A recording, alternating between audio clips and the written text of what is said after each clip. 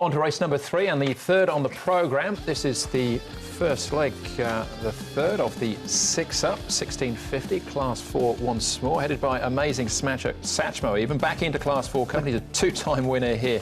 Happy Rocky, he's a 3-time course and distance winner. Circuit number 1, one start last season. He's first up there, beaten favourite Naboo Star. 3 of his last 4 starts at the back end of last year. The Full Bloom, a course and distance winner back in April at massive odds.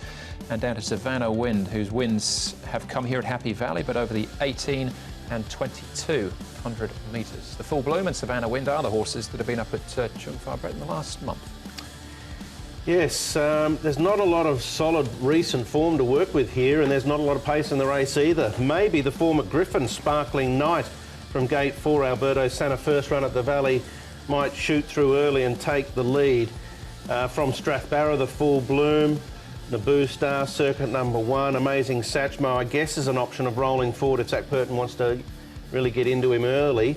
But it does look a potential slow tempo. Another race where there may be a move from the back midfield, sort of mid-race. Here's the ISG, circuit number 1. He only had the 1 start last season.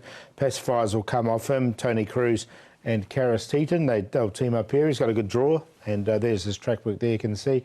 Naboo Star. Now, he's still a maiden here from his 6 starts. He's run a couple of good races over this course and distance. Barrier 3 for him. He should get a nice run, and he goes nice enough in his track work, and he has come up the early favourite. And Savannah Wind, very keen here this morning, I thought. Interesting starting off here at 1650. Probably more interested in when he gets up a bit more in trip, because he's a real stayer, this horse, but he moves okay. All right, okay, well noted. Let's start off with Amazing Satchmo. This is from last week when he's finished down the field, but staying on over the trip. Yeah, it gets back into this class, which is where most of his winning's taking place.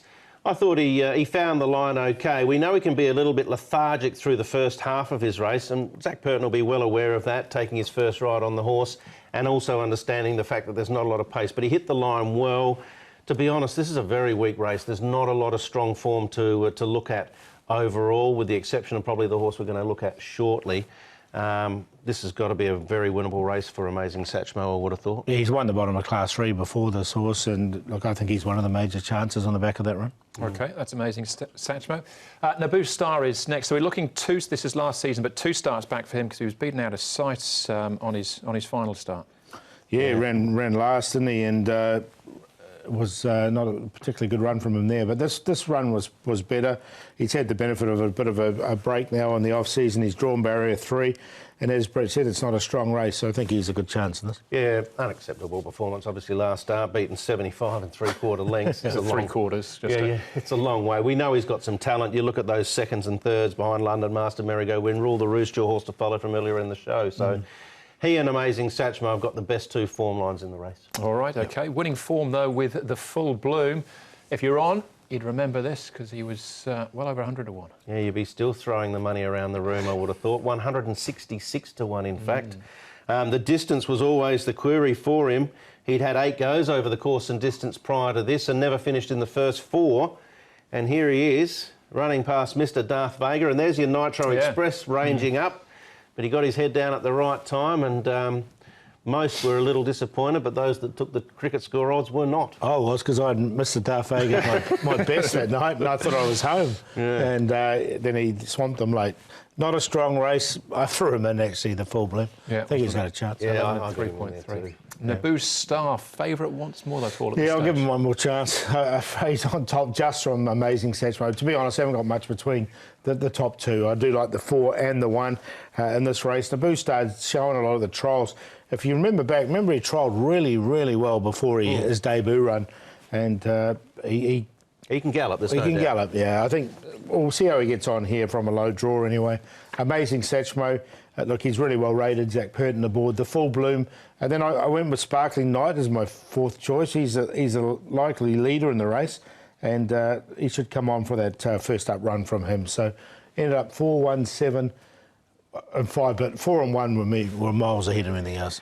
Yeah, I ended up putting those 2 as the Quinella in the race. I think that's probably the way to play. I do think Sangria is worth a place chance. You can see 7.7, $2 there. If you're looking for maybe a little bit of an all-up, a little race to race, race 2 Nitro Express, Neil Callan, into Sangria, Neil Callan for a place. Maybe a little win one as well, because they're both sort of volatile races in some respect.